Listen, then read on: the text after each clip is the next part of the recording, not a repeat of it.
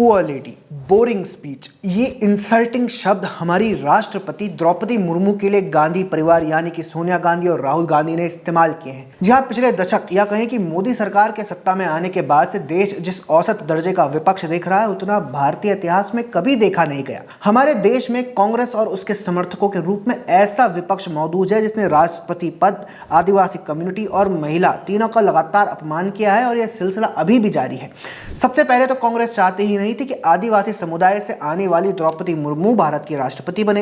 हालांकि द्रौपदी मुर्मू के राष्ट्रपति चुने जाने के बाद से ही सोनिया गांधी और उनके जननायक बेटे राष्ट्रपति का अपमान करते आ रहे हैं। कांग्रेस आज भी ये स्वीकार नहीं कर पा रही है कि देश के सर्वोच्च पद पर एक महिला आसीन है और वो भी आदिवासी समुदाय से आने वाली। सोनिया गांधी ने बजट सत्र के पहले दिन भारत के राष्ट्रपति का अपमान और उनका मजाक उड़ाते हुए कहा कि बेचारी महिला भाषण के अंत तक थक चुकी है। False promise. Boring. No comment.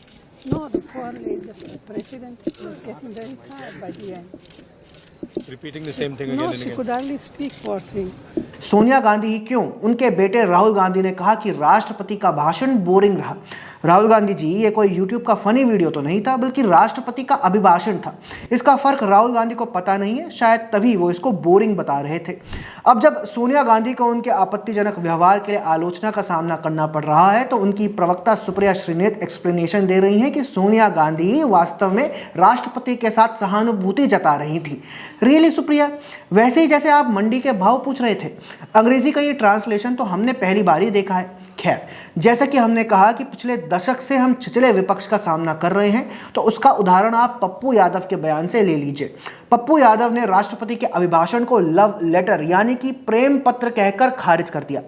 पति हैं वो तो स्टाम्प है और किसी का लव लेटर पढ़ना है उनको। हमें फिलहाल ये भी कंफ्यूजन है कि विपक्षी नेता राष्ट्रपति के अभिभाषण की आलोचना करना चाह रहे थे या फिर उन्हें इनके भाषण समझ ही नहीं आया।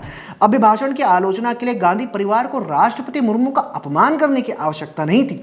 ये काम तो मर्यादा के दायरे में भी रहकर किया जा सकता था, पर वह ऐसा क्यों करेंगे? वह अभी भी खुद को एलीट राज परिवार के रूप में ही देखते हैं जो जब चाहे देश के राष्ट्रपति का अपमान कर सकता है। आपको तो याद ही होगा कि ऐसे राहुल गांधी संसद के बाहर उस तमाशे में शामिल हुए थे जब टीएमसी नेता कल्याण बनर्जी वाइस प्रेसिडेंट जगदीप धनखड़ का मजाक बना रहे थे। यही है राहुल गांधी और कांग्रेस के राजनीतिक संस्कार।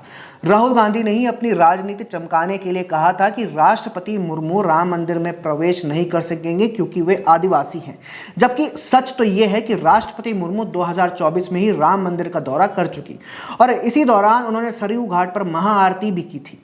गांधी परिवार देश के सर्वोच्च पदों पर सामान्य लोगों को देखकर बौखलाया हुआ है और यह उनके व्यवहार में साफ साफ नजर आता है। 2024 में लोकसभा में विपक्ष के नेता राहुल गांधी ने संविधान दिवस पर संसद के संयुक्त बैठक में अपने संबोधन के दौरान राष्ट्रपति द्रौपदी मुर्मू को बधाई तक नहीं दी थी। उनका इसी प्रकार का व्यवहार अन्य मौकों पर भी नजर आता है। आपको तो याद होगा ही कि राजनीतिक परिवार में जन्म लेने वाले राहुल गांधी इससे पहले भी अपने बड़ों के साथ कैसा व्यवहार करते आए हैं, आप इन वीडियोस में देख सकते हैं। My opinion on the ordinance is that it should be torn up and thrown away. पर हम फिर से राष्ट्रपति द्रौपदी मुर्मू की बात करते हैं जिनको लगातार विपक्ष ने अपनी घटिया राजनीति का हिस्सा बनाया है। 2022 में कांग्रेस नेता अजय कुमार ने एनडीए की राष्ट्रपति पद की उम्मीदवार द्रौपदी मुर्मू का मजाक उड़ाते हुए कहा था कि वह भारत के एक इवल फिलॉसफी को दिखाती हैं और उन्हें भारत का आदिवासी प्रतीक नहीं बनाया जाना चाहिए। यह आदिवासी समुदाय पर कांग्रेसी राय है। ध्यान से देखिए, हम स्क्रीन पर उनके बयान को लिख रहे हैं। कांग्रेस के ही अधीर रंजन चौधरी ने 2022 में एक टीवी चैनल से बातचीत करते हुए राष्ट्रपति मुर्मू के लिए राष्ट्रपत्नी शब्द का इस्तेमाल किया था। 2022 में पश्चिम बंगाल के मंत्री अखिल गिरी को एक रैली में राष्ट्रपति मुर्मू के लुक पर टिप्पणी करते हुए सुना गया था।